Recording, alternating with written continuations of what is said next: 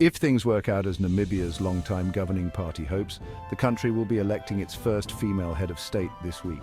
But a mood of disillusionment with liberation movements in southern Africa, coupled with the anti-incumbency feeling in many parts of the world, may pose a threat to what would be an historic achievement.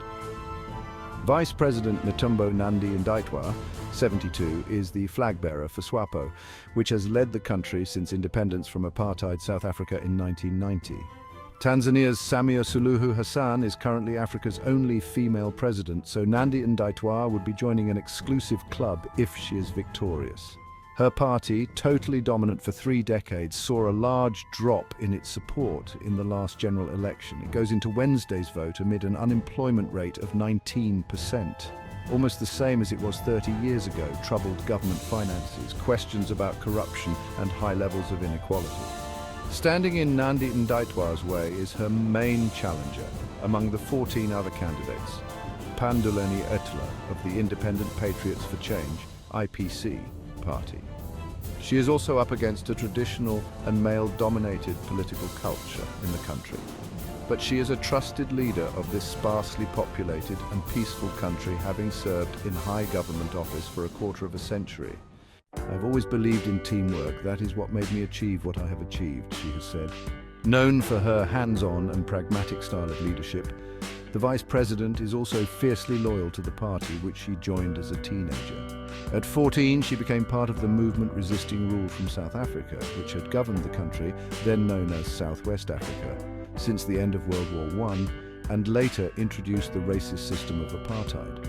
She was recognized for her tenacity and organizational talent as leader of SWAPO's Youth League, which became a stepping stone to her political career, which has included ministerial roles in foreign affairs, tourism, child welfare and information. She has garnered a wealth of knowledge and experience that could stand her in good stead should she get into the driving seat. She seems so wise and sweet and kind, even in the way she tries to say everything in such a way that even like me will understand, layme, a potential voter. Itula is like a new piece of jewelry with his glasses, his smart suit and his confident walk, but maybe he blinds you with his shine, said her friend Maria. Both are young adults who have been unable to find jobs.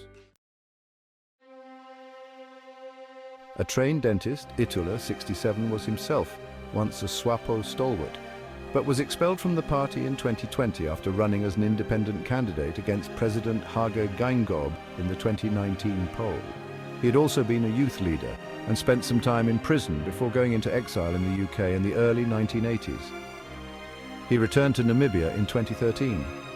6 years later, he charismatically came crashing into the front row of Namibian politics, challenging Geingob in the presidential election after saying the SWAPO process for choosing its candidate was flawed.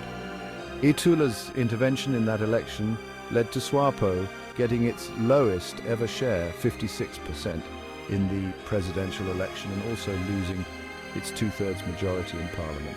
As someone who had a professional life outside politics, he has an appeal to the 50% of the 1.5 million voters who are under the age of 35, many of whom want economic change, a job or a measurable boost to their incomes.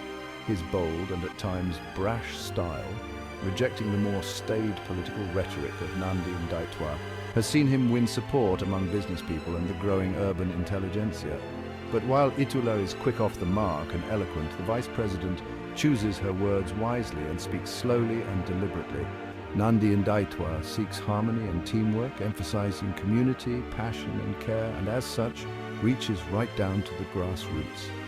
And as the first woman with a chance of becoming the country's president, she carries the hope of some women who want a change from the patriarchal society. She understood that the fight for freedom required immense sacrifice, and she was prepared to dedicate her life to achieving that goal, no matter the personal cost.